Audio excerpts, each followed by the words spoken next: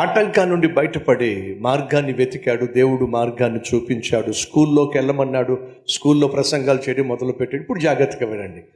ఆటంకం రాకమునుపు వారానికి ఒక్కసారి, ఆటంకాన్ని ఎదుర్కొంటే వారానికి 7 సార్లు 365 రోజులు ప్రసంగాలు చేశాడు. అలా అంతకుముందు ఆటంకం రాకముందు 3 నెలలే సేవ చేశాడు. 12 ప్రసంగాలు ఇచ్చాడు.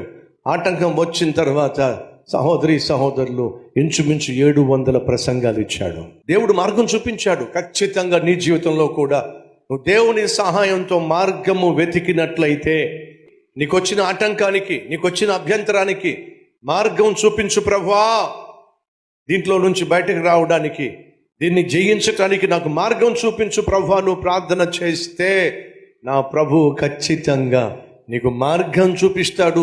ఊహించని ఆశీర్వాదాన్ని కూడా దానిలో దాచిపెడతాడు.